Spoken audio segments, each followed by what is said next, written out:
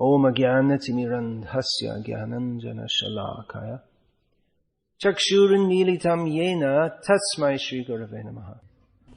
I am looking at the computer screen. This, and I guess the computer built-in camera is looking this way. If you look this way, Gornitaya there. There was an advertisement, a pop-up, advertising that you can learn to control blushing.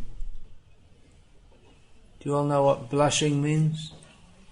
I'm sure you know what it means, you just don't know the English word.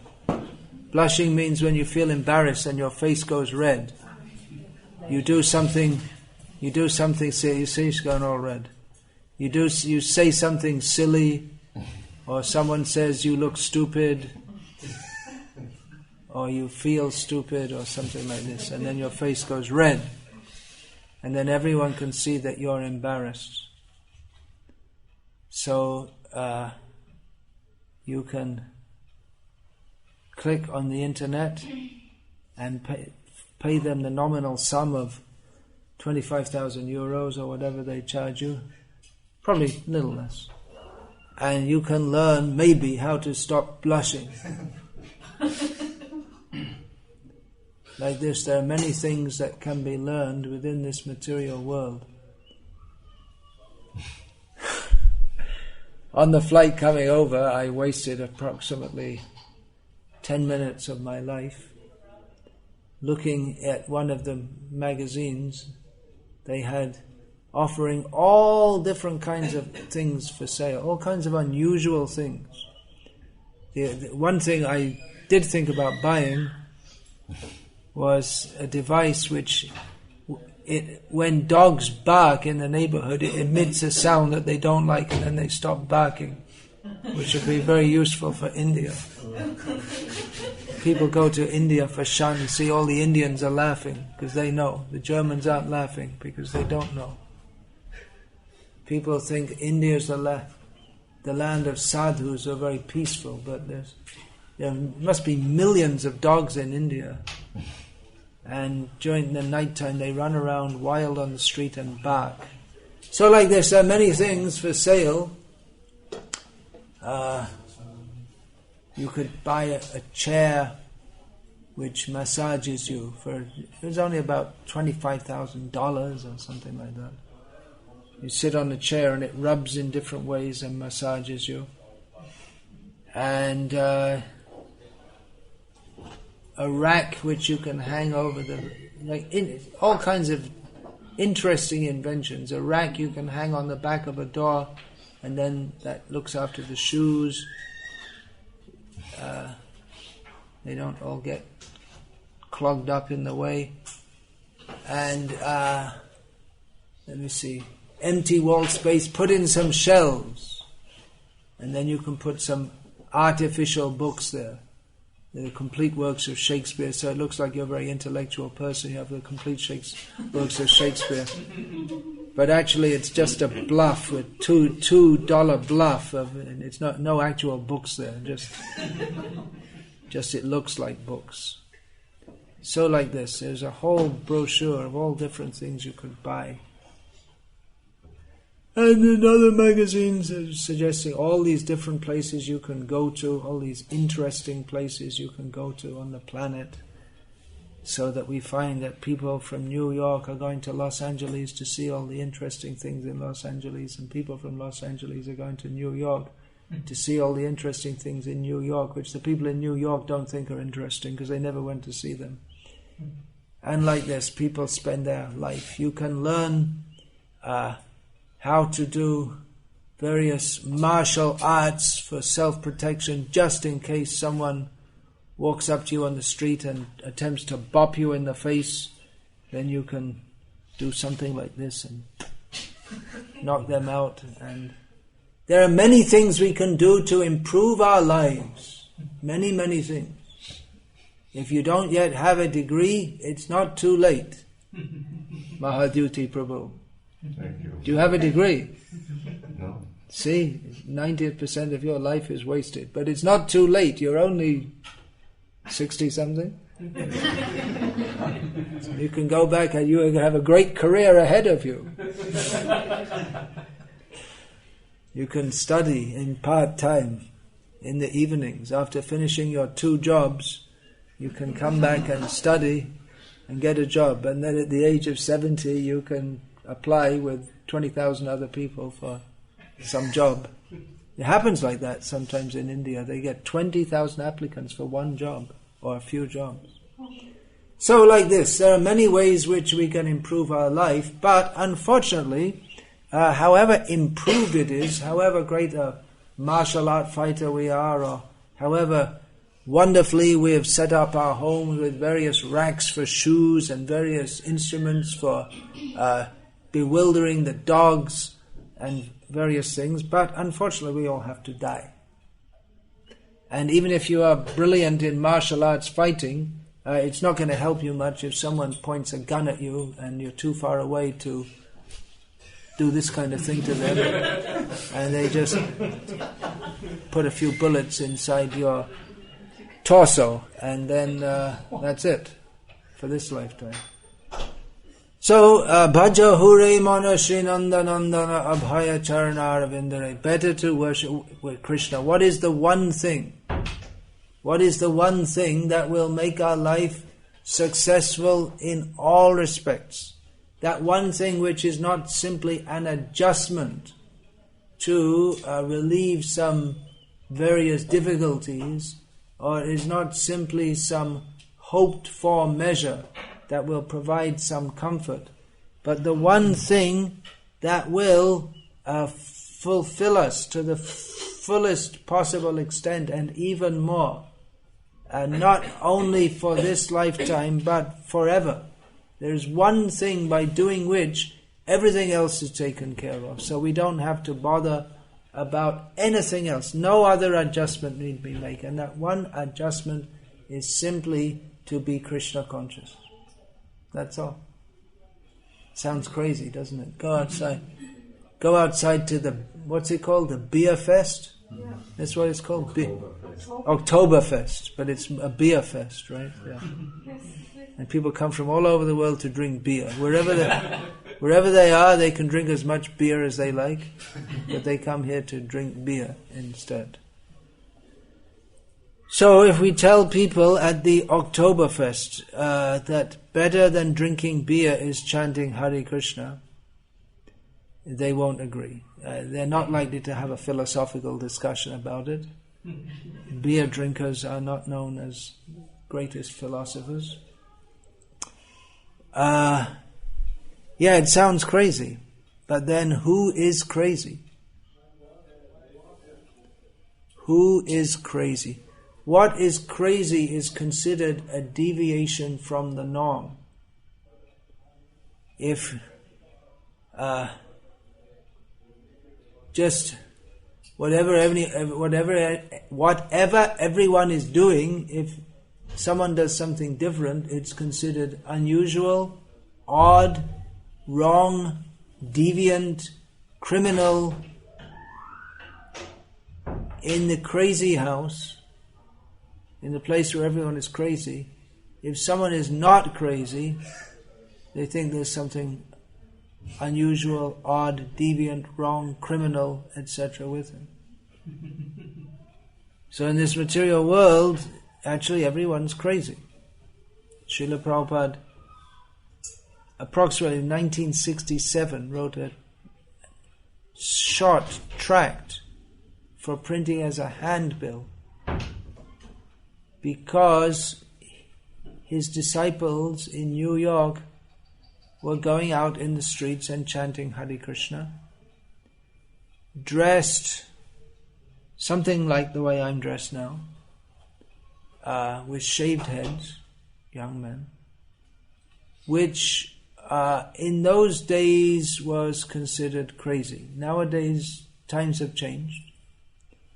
But in those days, standard dress was either suit and tie or a workman's dress and not much else. Even at that time, wearing jeans as a kind of fashion apparel was quite unusual. Women wore skirts. Even there was a time, we may remember, where for women to wear slacks in the Western world was considered somewhat strange, odd, or even wrong. Can you remember that? Just about. Times have changed. There was a time when women were women and men were men. Now it's all mixed up. So, it seems very strange that Prabhupada, he introduced this culture in the Western world, and the world was much less cosmopolitan in those days. There weren't many non-Germans in Germany. Not even Turks, what to speak of Indians or others. So people had a very limited idea of what was proper, and Srila Prabhupada brought this culture of Krishna consciousness to the Western world. Interestingly, from the very beginning, Srila Prabhupada introduced in the Western world what he himself said was not the essence, that is, wearing what we nowadays call devotional clothes or Indian style dress, men with shaved heads, wearing tilak, women with saris, what we could call Indian style food, prasadam offered to Krishna. Now this isn't the essence of Krishna consciousness. The essence of Krishna consciousness is hearing and chanting about and remembering Krishna. But nevertheless, Srila Prabhupada from the very beginning introduced what could be called Indian culture, or more accurately, the culture of the spiritual world. And people in general in the West, in America thought this is crazy. Why would anyone do that? Why would anyone dress like that? And even if they were to dress like that, why should they go in the street and sing these strange songs? But Srila Prabhupada published a pamphlet saying, "Who is crazy?" And saying that people who simply work without knowing the purpose of life, without considering the purpose of life, just for bifale shevenu, what is that? Kripana durajana chapala shuka labalagi re. People who work without any real profit, for people who don't care about them, just to get some flickering happiness. Isn't that crazy? We don't know what is the purpose of life? Why are we here in this world? We see people are not happy, but we follow the same path. As the saying goes, to err is human, but to repeatedly make the same mistake is just crazy.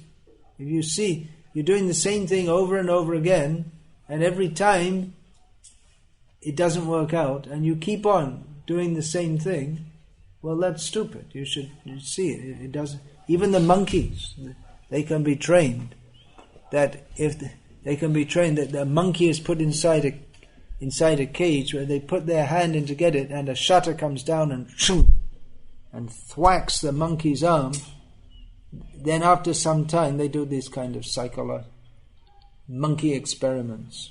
After some time the monkey, even though he's very much attracted to the banana, he knows not to put his hand inside because he'll get thwacked. So he learns that even though there's a desirable object, the banana, the attempt to get that banana will result not in getting the banana but in pain. So his normal inclination to stretch out his hand for a banana becomes checked, because he knows that I will not get the object of my desire. I will get hurt by doing so.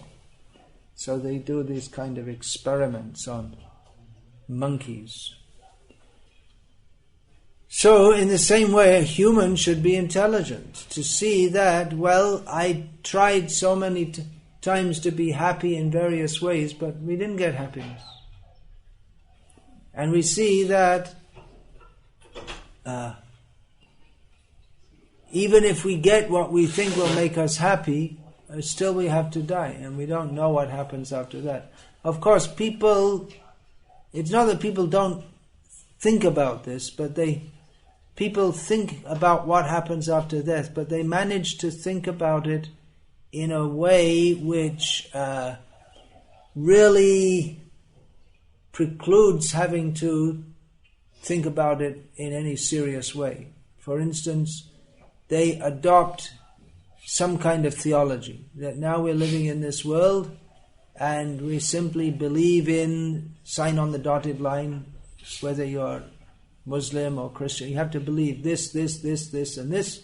You just believe that, and then when you die, everything's all right. God looks after you and you can go on enjoying life.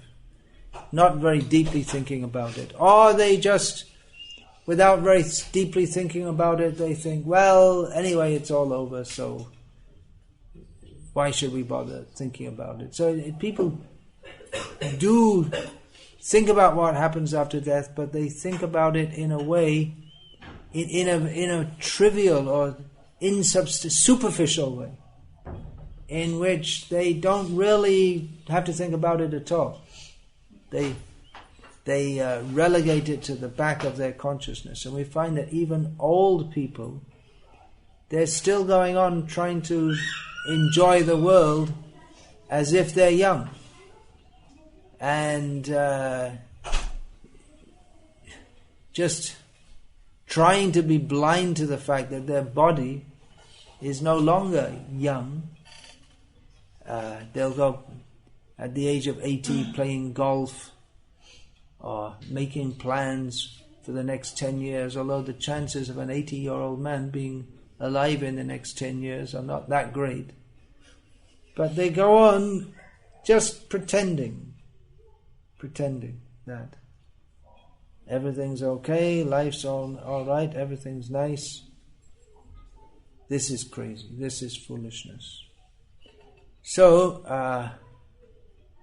bhaja hure mana, or think of Krishna.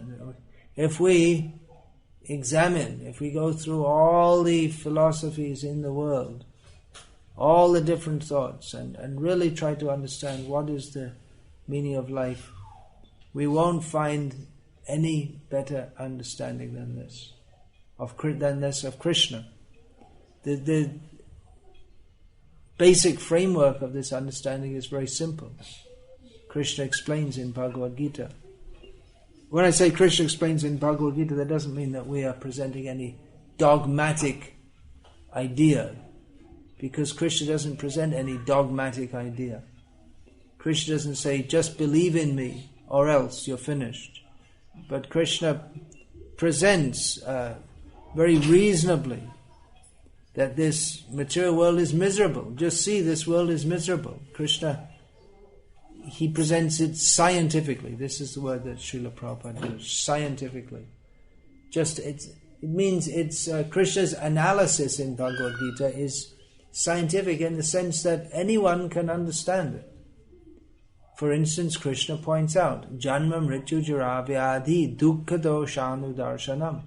Real knowledge means to see that this material world is miserable because there is birth, death, old age and disease. No one can deny it. And Krishna points out, that the body is always changing. People identify with the body, but the body is always changing. Dehino svinyatha dehe kaumarang yovanam jara tata dehantara praptihi dhiras tacha namuhyati. The body is always changing. It changes from boyhood to youth to old age. But the person who identifies with the body remains the same. Therefore, a sober person can understand that actually the actual person doesn't change, it's only the body that changes. And so a sober person is not bewildered at the final change of the body, which is so devastating for most people, and that's called death. Death is devastating. Mrityu sarva haraschaham. In the form of death, Krishna takes everything away. But for one who's very sober, they can understand that anyway, it's the body's been changing all the time since birth, and now this is another change.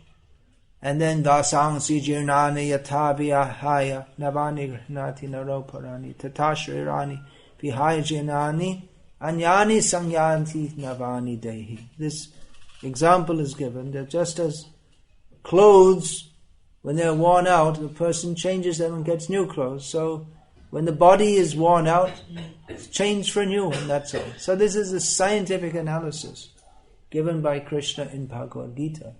It's not dogmatic. Therein Krishna also explains that there is a supreme controller. We're not independent. Everyone is controlled. And he happens to be the controller. So this is not dogmatic. Who is that we are controlled, that we have to accept? Janma, Mrityu, Jara, Vyadhi, birth, death, old age and disease.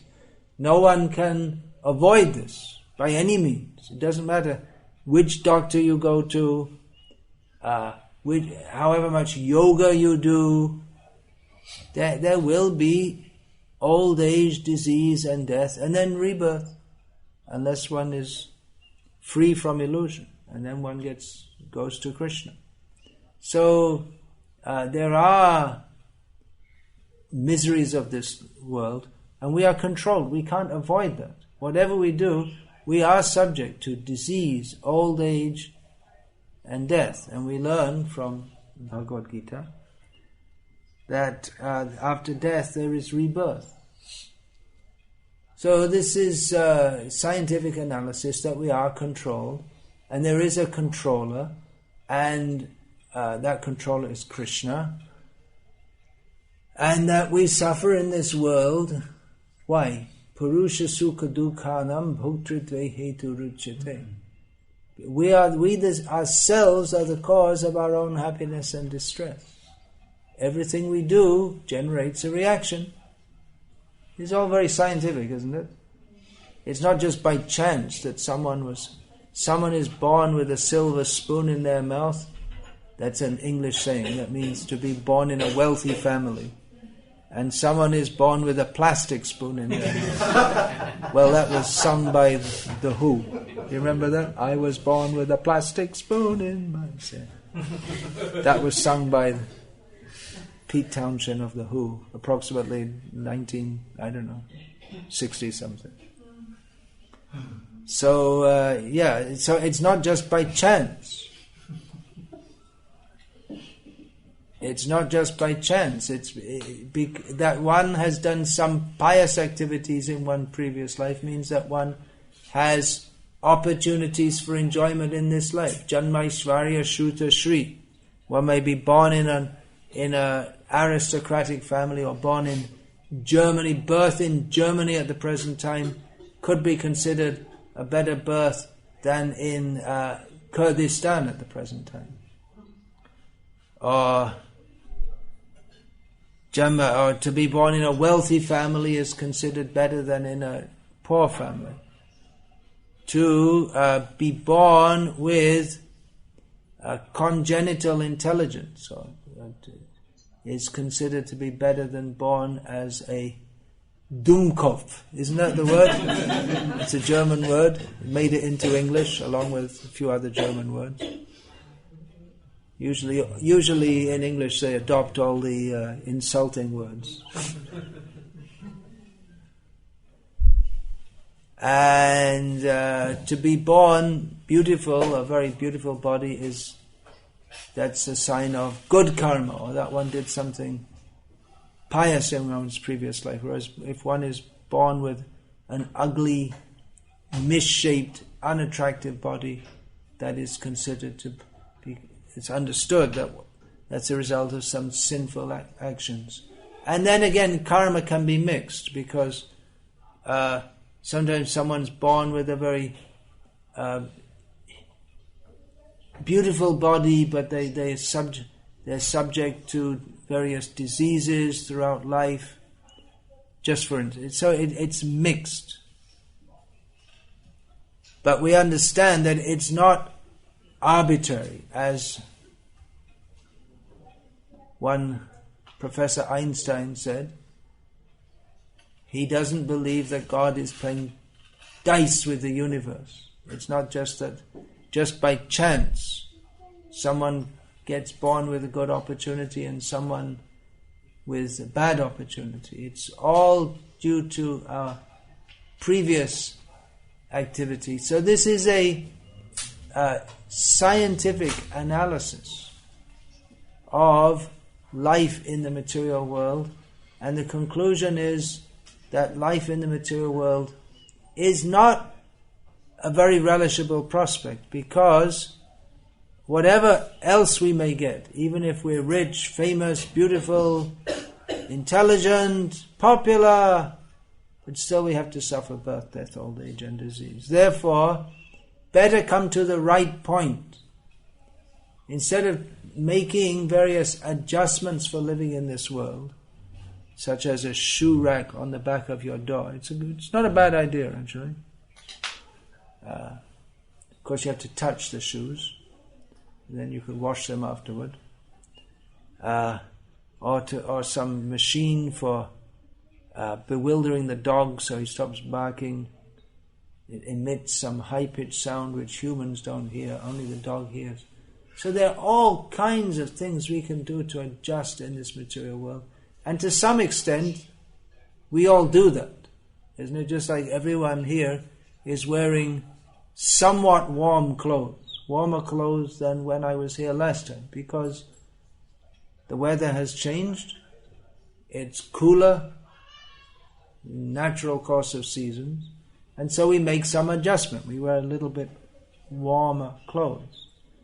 So that's natural, but there should be some limit on this. Otherwise, there's no end to the adjustments we can make, because there's always some form of discomfort in this world.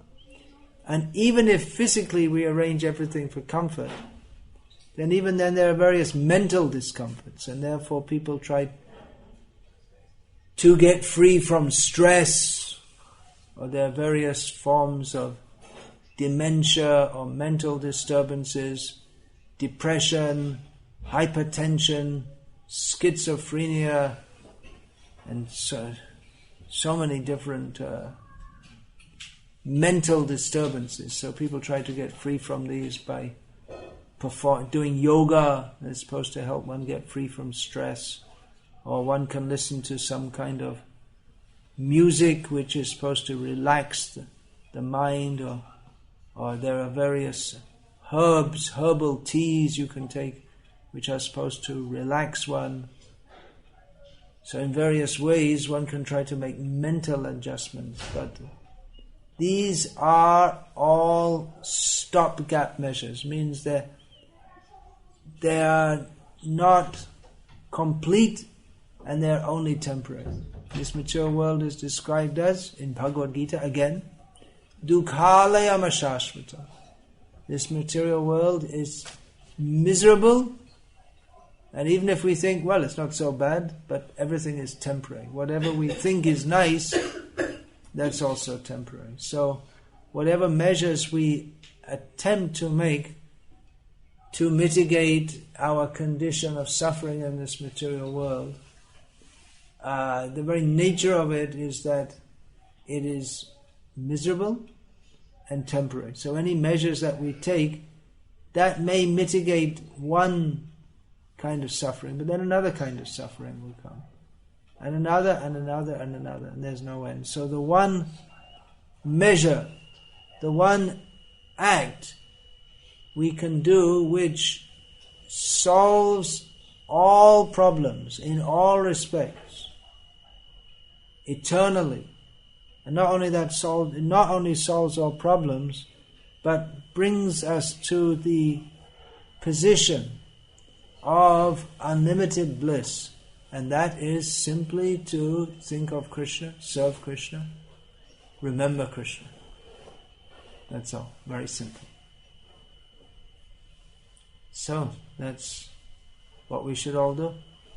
Serve Krishna, think of Krishna, remember Krishna. Krishna is the supreme person.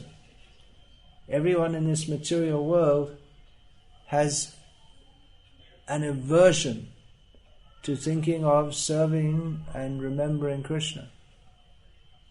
If we ask people to remember some material person, they may be more willing. I don't know exactly who in Germany is popular, but probably some football star, film star, music star, these.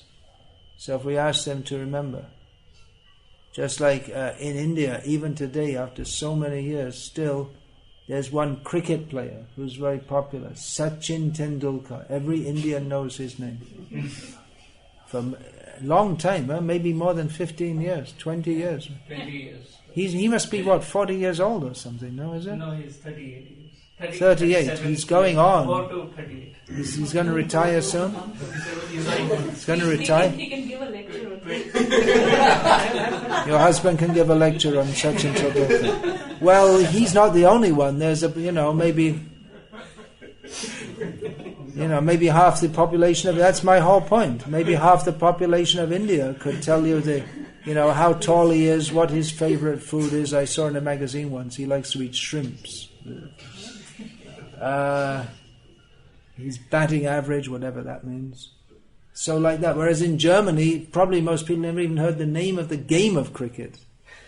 Let alone, right, they don't know what it is even. Let alone the greatest star like this. So people in Germany, there's a famous football team in Munich, right? Bayern. Yeah. FC Bayern. So they could probably tell me the latest goal scorer for the football club, who's the greatest footballer, the greatest film star, this rock star, this, that and the other.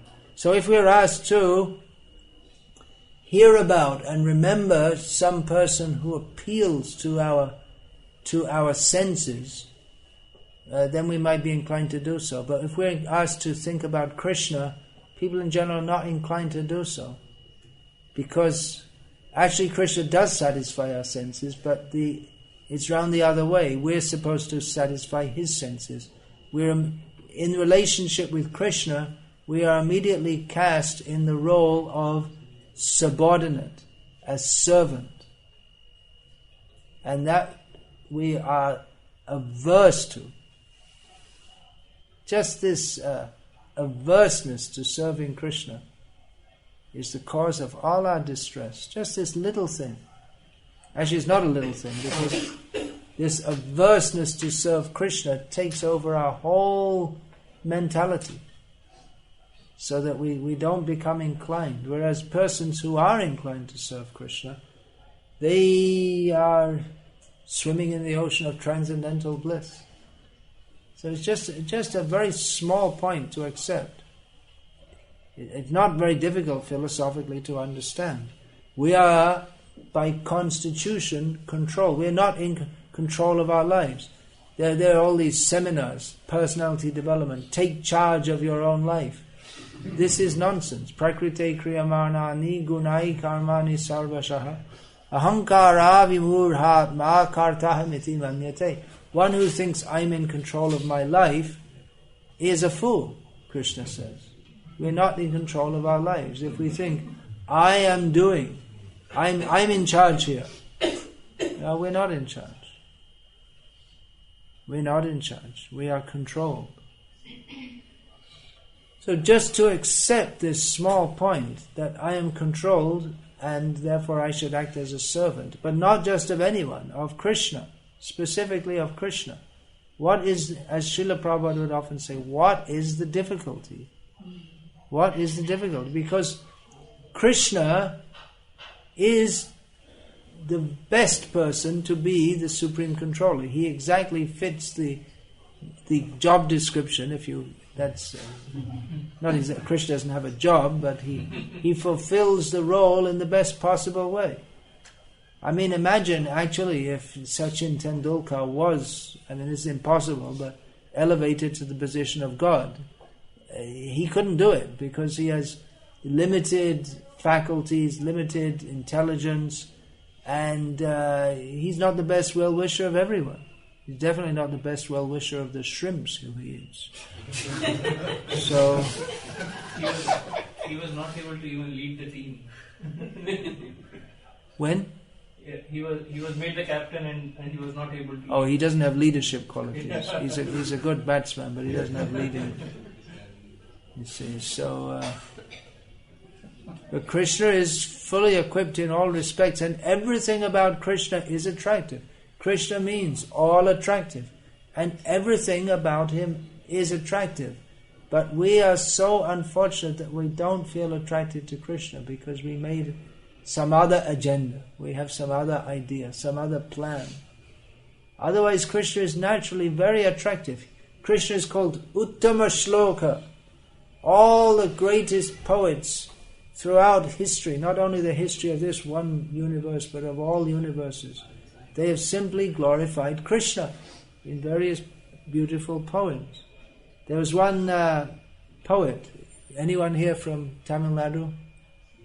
No, all right. So, poet, philosopher, spiritual leader in the Ramanuja Sampradaya, Vedanta Deshika.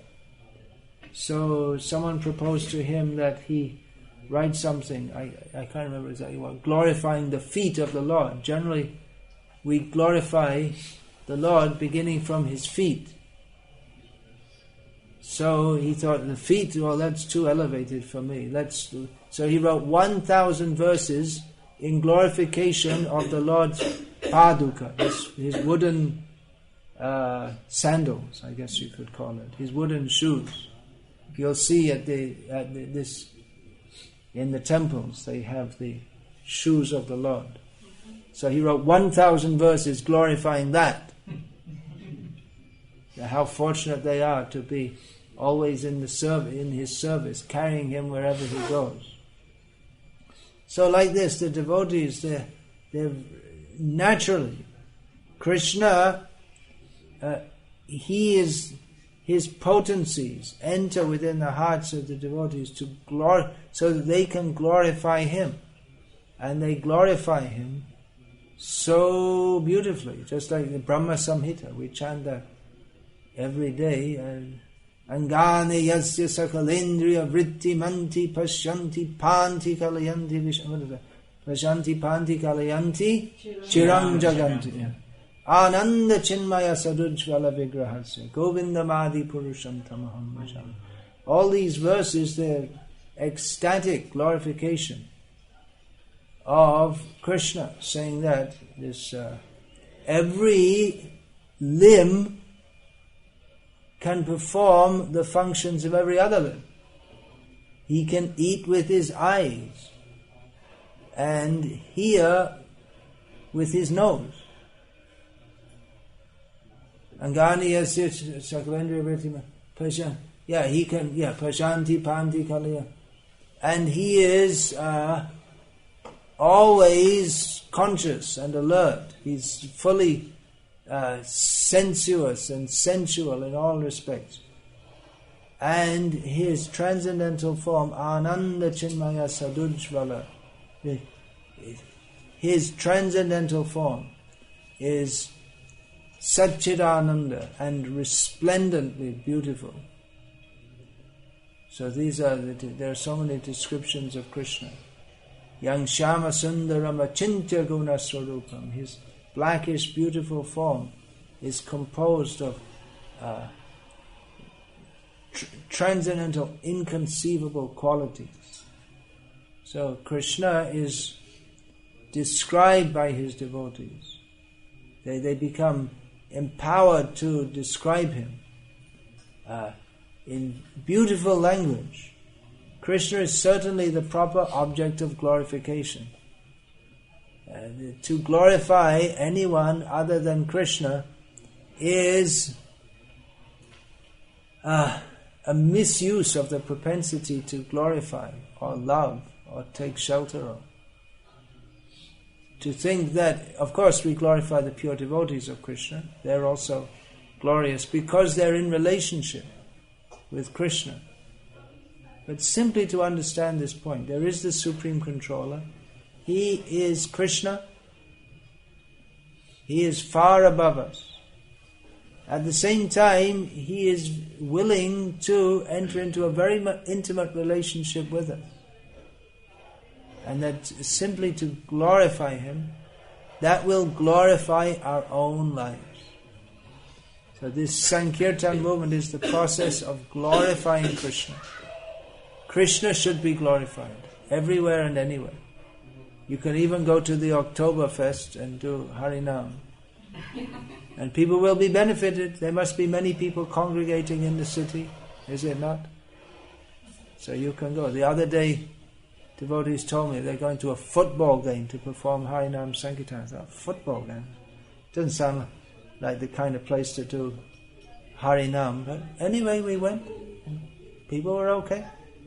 One or two, they're all intoxicated, but one or two people were a little rowdy. Of course, this is in America. They don't fight at football games in America like they do in Germany also. Maybe. Not so much. Not like in England. Anyway, they heard the holy name. Thousands of people heard the holy name. None of them changed overnight. They didn't stop going to the football game, but they heard the holy name. That is to their benefit. And there will come a time, everyone who hears the holy name, there will come a time when that sound of the holy names having entered their ear will again come to their consciousness. Again they will remember. So many times we have instances of, someone,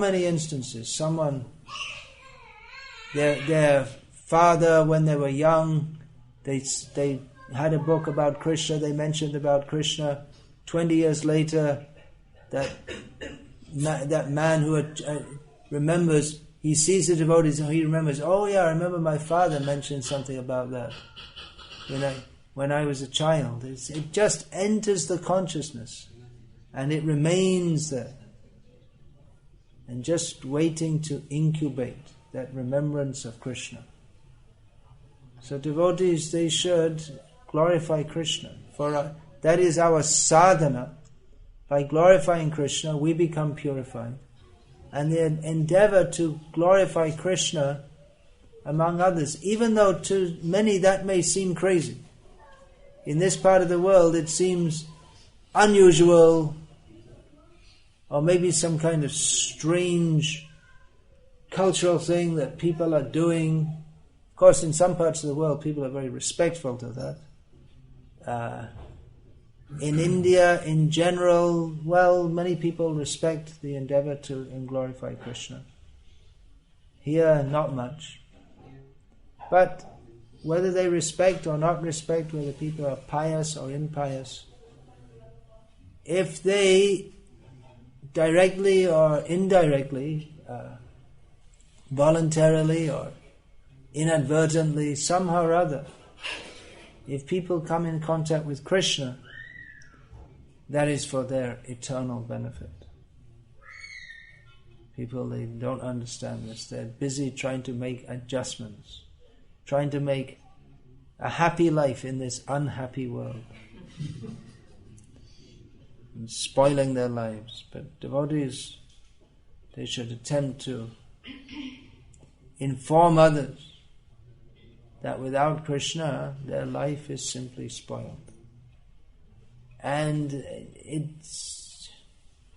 may be difficult to go on preaching Krishna consciousness when we see that it seems to us that progress is very slow. After so many years of preaching, not many people are taking to Krishna consciousness here in the Western world. But that should not be devotees' consideration. After all, our whole life is less than the time it takes Lord Brahma to sneeze.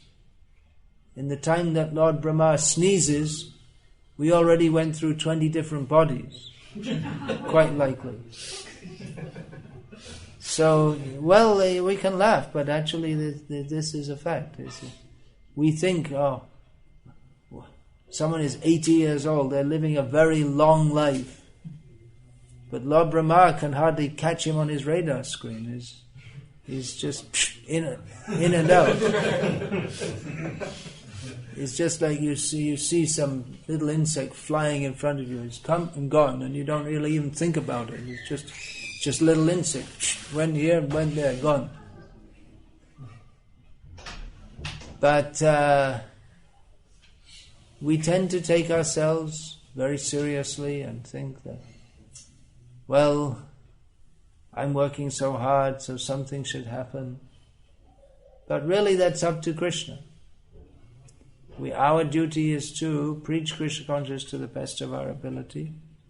And the response that we shall have to see. It could just, at any time, it could be that many people will take to Krishna consciousness. We don't know. Just like Srila Prabhupada, he went on pushing and preaching Krishna consciousness. It could have been that nothing much happened, but he went on pushing and trying, despite all difficulty. So we should take that as our inspiration, to go on preaching Krishna consciousness to the best of our ability, and presenting others. Here is Krishna, that person who we have all forgot, that one person, simply by remembering, favorably remembering whom, all the problems of our life are solved forever. So this information we should attempt to communicate to others. Hare Krishna. I won't speak very long now. If there are any questions, please ask. Yeah. Thanks, Maharaj, for this wonderful class.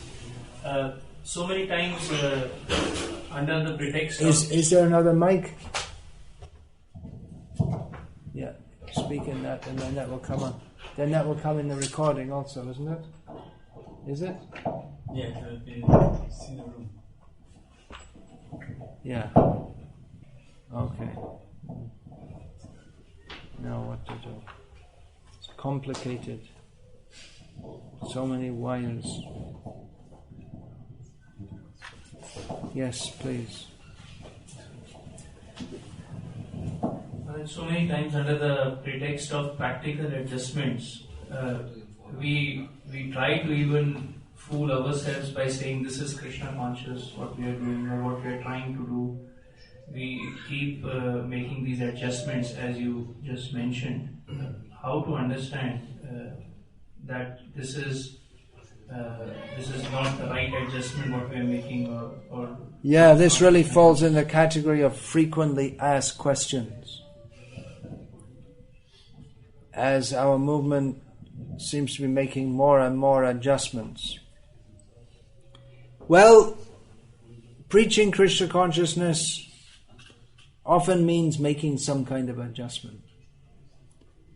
We want to bring people to the point of accepting Krishna as the supreme object of love,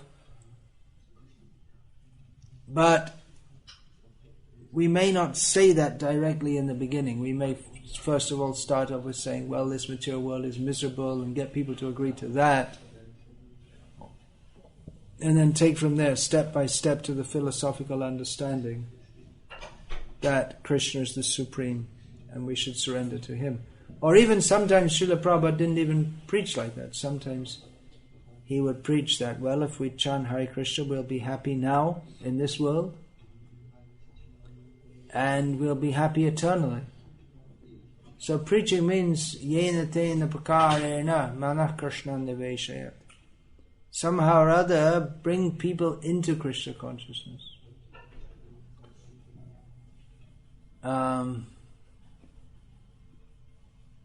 Sometimes it is postulated that by more indirect approaches it's easier to bring people in. The problem is with more indirect approaches that unless we bring people very quickly to the direct, and having brought people into the association of devotees, then unless we bring people quickly to the point of Krishna consciousness, then they often just remain stuck without any proper understanding.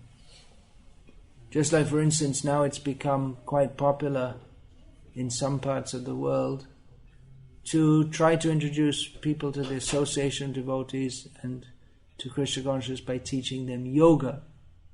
So actually for preaching you can do anything, although I don't agree that yoga practice should be done in front of the deity, but anyway, if you do yoga and then people get people to chant Hare Krishna and then explain to them actually there's bodily exercises, it doesn't really have that much meaning because we're not the body anyway and we should surrender to Krishna. So if the effect is there that people actually become Krishna conscious, then whatever works, we can do it. Or cooking classes, which are less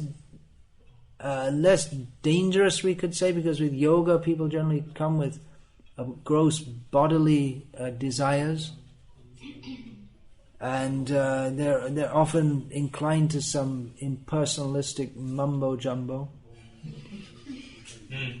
Whereas with cooking classes, well, I guess people are also interested in bodily things, but prasad has its own magic, and at the end you say, if you really want it to taste great, what's the secret? It's offering it to Krishna.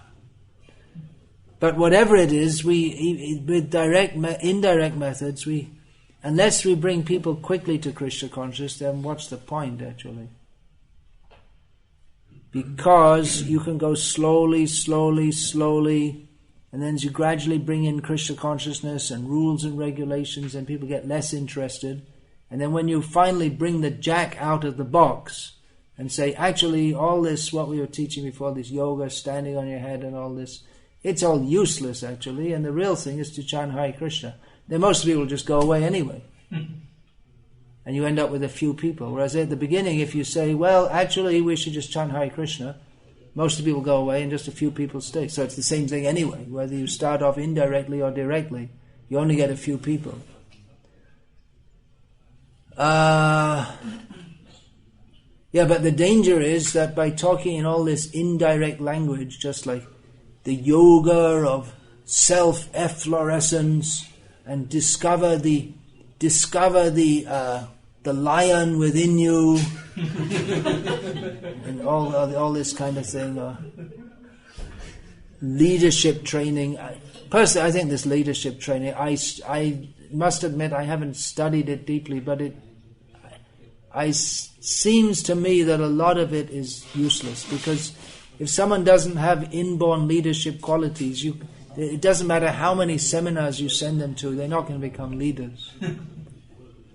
I mean, there is leadership training. Kshatriyas in Vedic culture get trained, but it's first of all, it's seen that they have that ability to be trained. But if you train someone who's fit for driving a bus and try to train him to be the head of an army, it's not going to work. It's not going to work. It's just realistic. So there are various things that we can train people in, but we should bring them quick. It's going to be indirect, but we should quickly bring them to the point of Krishna consciousness. Otherwise, we ourselves, we're playing some game with them, and it goes on and on and on, and we're playing this charade, and we ourselves become affected by talking all this indirect language, the feelings of, we're just missing the point. Because actually surrender to Krishna is very demanding, and we're all averse to that. And we need to hear regularly that we need to surrender to Krishna. And if we don't hear that, and we start talking about something else, then we ourselves are likely to be influenced by that. So it is, although there may be indirect methods of preaching, there is the danger inherent in that we bring people to something which vaguely resembles Krishna consciousness but which isn't. And it's just like in India, we go to preach Krishna consciousness. In some way you can say people are already Krishna conscious because people already know Krishna and they go to temples of Krishna and they like Krishna. But then why are we preaching? Because we're preaching surrender to Krishna. Understanding Krishna to be the supreme controller, the supreme personality of Godhead, not just another God. Taking people beyond the platform of a superficial approach to Krishna. So once we start talking the language of superficiality, we ourselves become on a very dangerous platform. So it's good to keep things clear and straight. Those who are sincere will be attracted to that. And I mean, just like the points I made today in this short speech. I mean, if people are a little bit intelligent and not totally intoxicated by the prospect of material enjoyment, if they're a little bit sincere and open-minded, they can appreciate these points. That the material world is miserable, that we are controlled, that there is a supreme controller. These are not very difficult points to understand. And Prabhupada made them again and again and again because this is what we need to hear. So if we keep on making these points, we ourselves will become convinced, and others will also become convinced. But if we speak in a roundabout way, just love God, we never say who is God, and then, or people, they don't know what, we just leave the term God in a vague sense, just so anyone can think whatever they like, and we deliberately don't take it any further than that, so that we deliberately leave people in their own comfortable cocoon of imagined spirituality, and then they feel nice, and we feel nice. We think, oh, we're preaching, but we're not. Preaching means to change people's perverted mentality. That Bhaktisiddhanta Saraswati Thakur said that Jibe, what is it? I can't remember. Jibe Bipurita, I can't remember. Pravriti. Parivartan Karai. Anyway, that's the first words. But it means to change the jiva's reversed or perverted inclination. That is the actual welfare work that we can perform.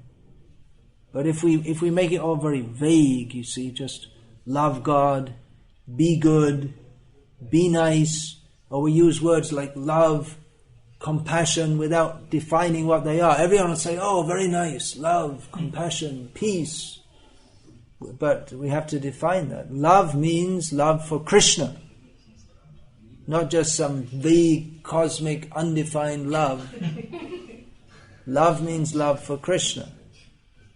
You see all this, like Mother Teresa, you talk of love, and every day she was eating meat. Well, what about love for the animals? Or peace. Dalai Lama talks of peace, and he's another big meat eater. So, where's the peace? What about peace for the animals? It's just all hypocrisy. So, scientific. Srila Prabhupada presented things scientifically, and then when people become disturbed, as long as you say love, peace, and people say, oh, nice. Oh. But as soon as you become specific, say love and peace means four regulated principles, surrender to Krishna. Then people become disturbed. That disturbing is necessary. Otherwise people are cheating others in the name of dispensing spiritual guidance. Just cheating others. Giving them what they want, the cheap feeling of feeling spiritual without any actual commitment. Krishna says, Sarvadhaman parityaja mamekam sharanam braja. Krishna demands this commitment. That is required to be Krishna conscious. To live on Krishna's terms, not on our own terms. To adjust ourselves to what Krishna wants of us instead of attempting to adjust Krishna to what we think he should be. That is not actual Krishna consciousness. That is another offensive approach toward Krishna. So it's very useful to hear Srila Prabhupada and read his books, which he always recommended. Everything is clear, straightforward, uncompromising, scientific, not dogmatic. This is what we need. Yeah, anything else, please?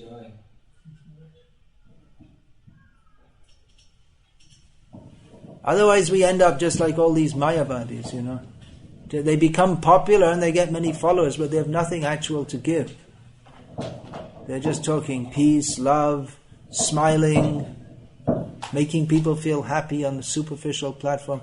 Just like this, there's one Sri. I saw I was sitting in a dentist once and I happened to see this Sri, something about him in some magazine.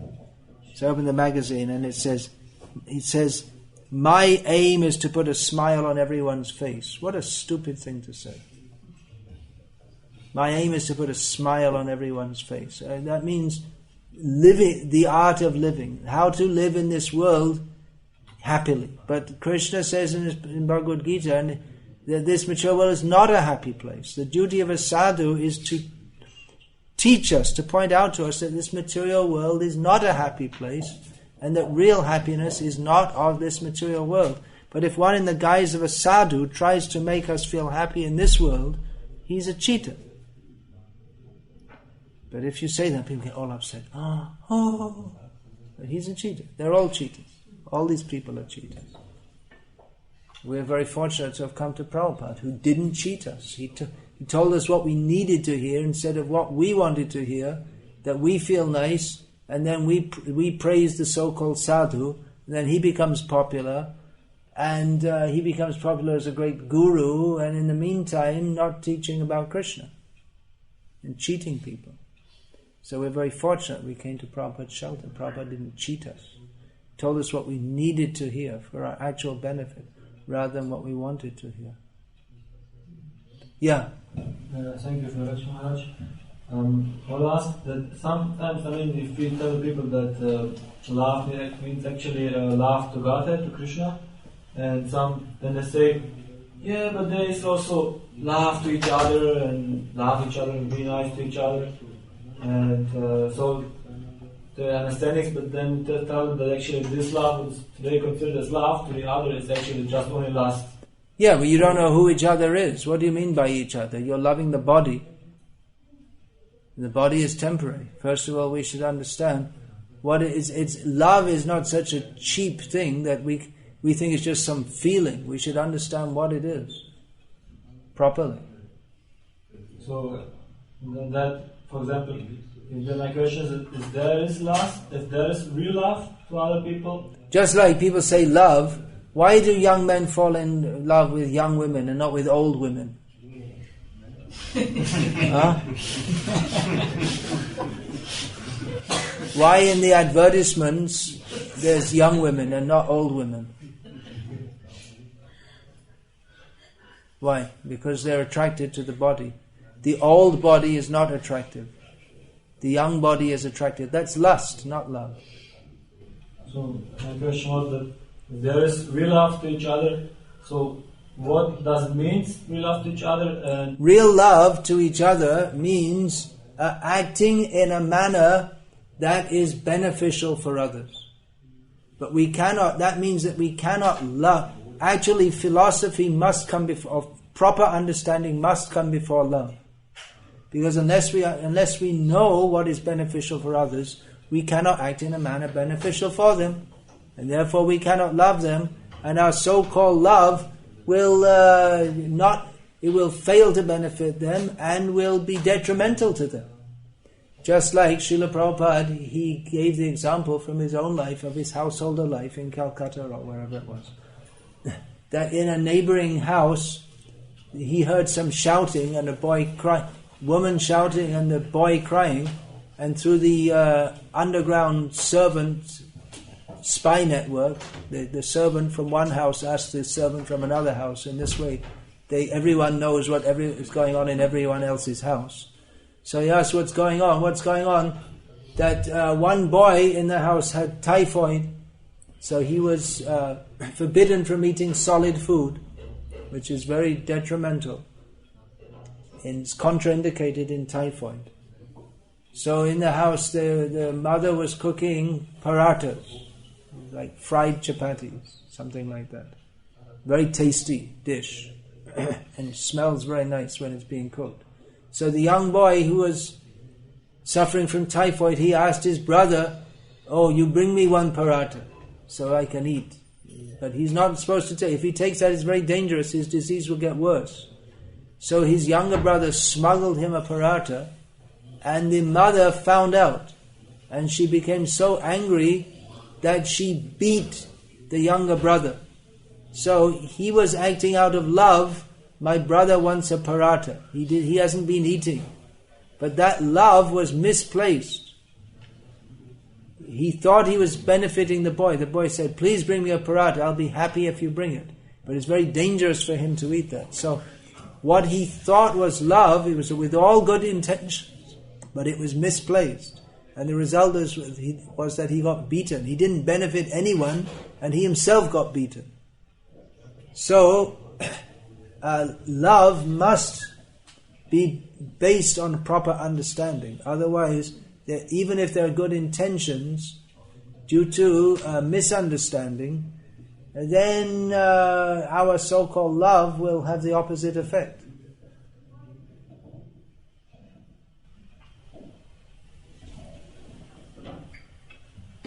Where's my diary? Do you bring the diary?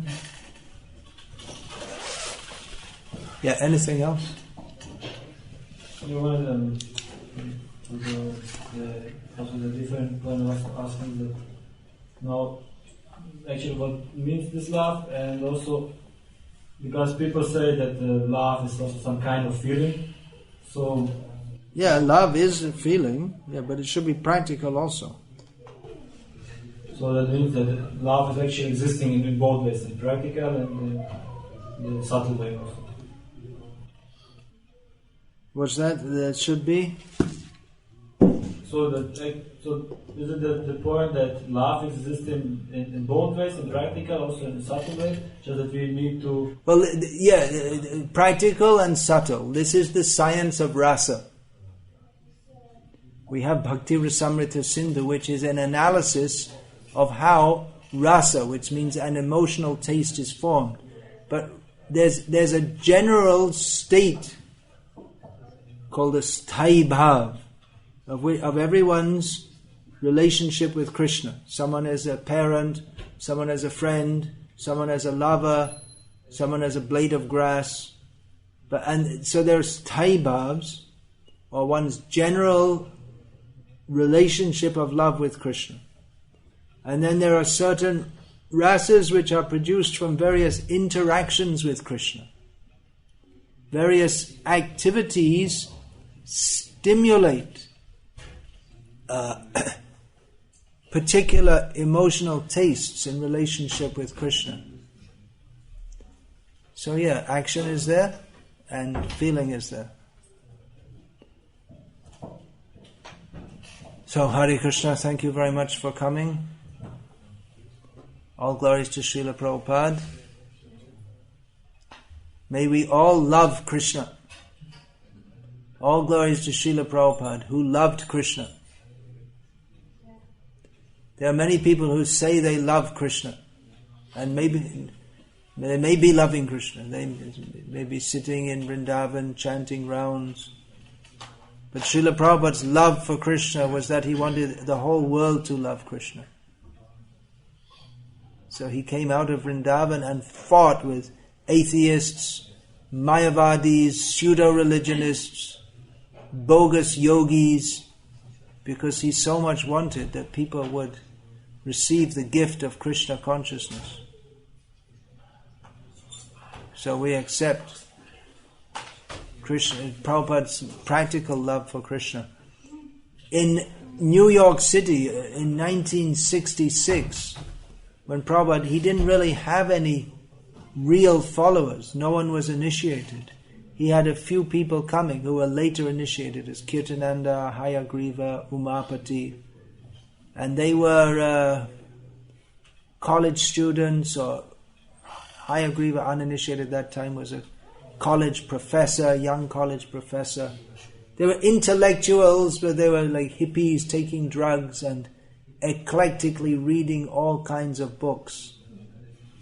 And they were listening to Prabhupada, but they were very much steeped in various forms of Mayavad. So Prabhupada in his lectures was day after day smashing on this idea that everything is all one, and smashing on the people who propagated this. And Prabhupada was especially very upset about this. They were using, because Prabhupada's Gita had not been published at that time, so they were using Dr. Radha Krishnan's translation and commentary on Bhagavad Gita. Not his commentary, just the translations, which Prabhupada said the translations were okay, but the commentary was bad. So Prabhupada was very upset. Even in India, he'd written a series of articles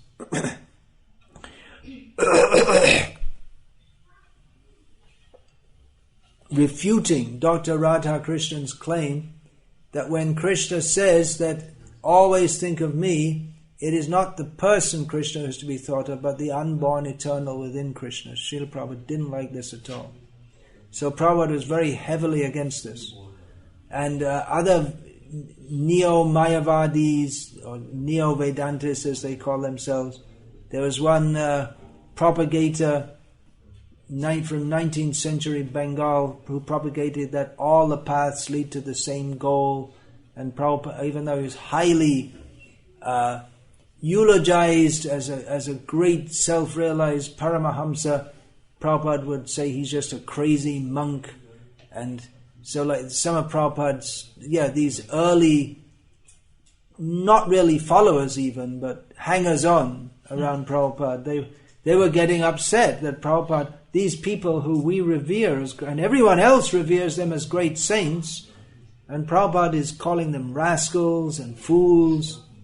And one day it came to a head, and they asked Prabhupada, they didn't even call him Prabhupada at that time, they called him Swamiji, that why are you so strong against this? And then this Keith, who later became Kirtananda, Prabhupada explained, and then Kirtananda came back with his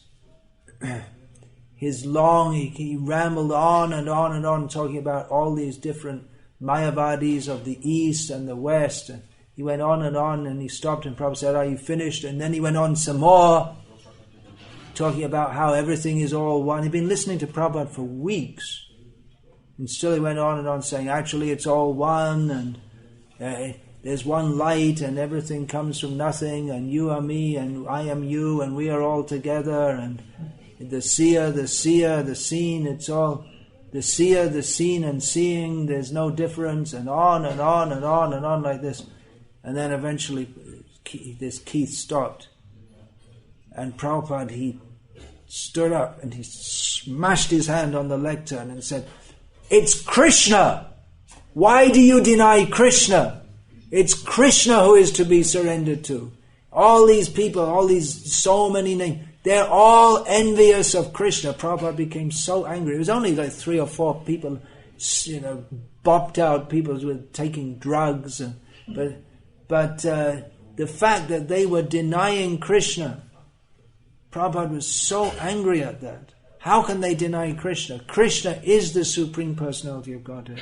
It's not some light, or you and me, we're all one. No, we have to surrender to Krishna. Prabhupada became extremely angry at them, and then they began to get the point. Oh, actually, Krishna really is a person. Sometimes Prabhupada would do that. There was one Indian professor in America, and Prabhupada, he was talking to this Shankara, everything is all one. And Prabhupada said, it's not all one. It's just like a cotton ball and a cotton shirt. It's not all one. You can't wear a cotton ball. And the man said, no, it's a cotton ball and cotton shirt. It's all one. And Prabhupada several times said, no, just try to understand. You see, both are cotton. They're both the same in quality. But they're different. One is a ball and one is... And the man said, no, cotton ball, cotton shirt. So all of a sudden, Prabhupada grabbed his shirt and said, it's not all one! Cotton ball and cotton shirt are different. And the man and then he was, then he got the point. Yeah, it's not all one. So this... Prabhupada wasn't just holding a flower and smiling. We see, this Yogi Mahesh, he was famous at the same time. He was very popular at that time in America. You'd see a long beard, smiling, holding a flower. And everything is all one. But Prabhupada was strong. We have to surrender to Krishna. So, like I say, many people, they may sit in Vrindavan and tell nice stories. Okay, we can say they love Krishna, but we see that Prabhupada, he loved Krishna, that he could not tolerate that people would, in the name of spiritual life, propose so many things and avoid Krishna. It is Krishna to be surrendered to. Why avoid Krishna? This is Prabhupada's love for Krishna. We can see he wasn't satisfied that people would just smile and feel nice. He wanted them to surrender to Krishna. This is Prabhupada's love for Krishna. Prabhupada, he wasn't concerned that people feel nice. That wasn't his object, just to make people feel nice. And then they say, oh, very nice, Swamiji, and you say, very nice, give them a blessing. That wasn't Prabhupada's policy. Prabhupada wanted them to actually feel nice by going beyond all superficiality and actually accepting Krishna as the Supreme Personality of Godhead. Prabhupada was genuine, no superficiality, no compromise with Maya, no compromise with Mayavad. Yeah, someone else has got a mic. Maharaj, I have a question about Krishna's Leela pastimes. And to remember Krishna, is it okay to read some of his pastimes? We should read pastimes of Krishna, and we read Bhagavad Gita to understand the context. Generally, the Mayavadis and the Sahajiyas, they may have some attraction to Krishna. They like to hear his pastimes, but they don't like to understand who he is through Bhagavad Gita as it is. So they hear the pastimes and they think, oh yes, we hear this, and eventually the gopis, by worshipping Krishna, they merged into Krishna. I've seen this.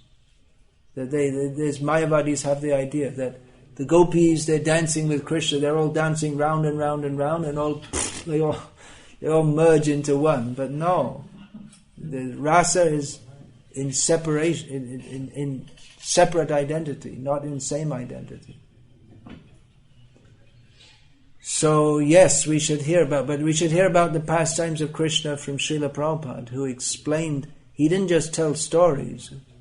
If we just tell stories, then people take it as cheap. But he gave the understanding of Krishna consciousness. Along with that, we'll find in Srimad Bhagavatam so many pastimes of Krishna there, but in every case with proper philosophical understanding. And Srila Prabhupada, in his Krishna book, he gave that also, all the pastimes of Krishna with proper philosophical understanding. And Sahajiyas also, they think Krishna cheap. They think we'll just listen to Krishna's pastimes. But try to understand who is Krishna. And the same point, without proper understanding, there cannot be proper love.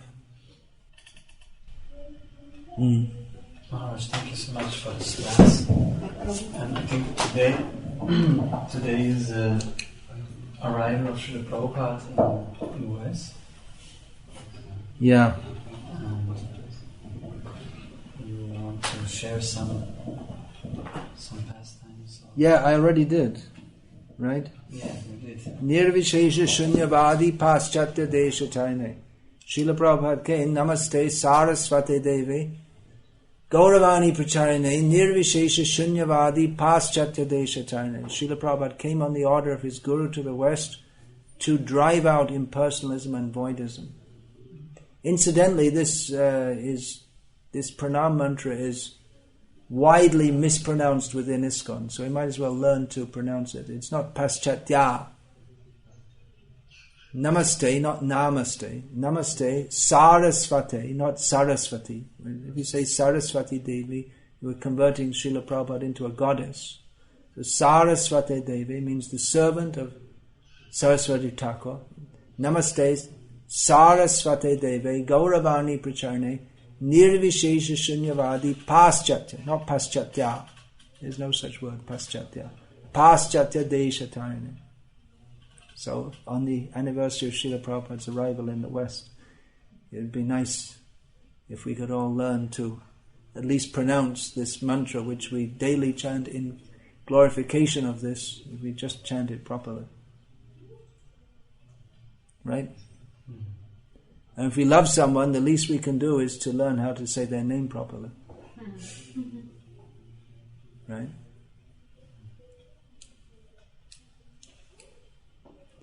Namaste Sarasvate Deve Gauravani Pracharane Nirvishesha Shunyavadi Paschatya Deshatani. Look at it in the songbook. Look at the diacritical marks and you can see how it is.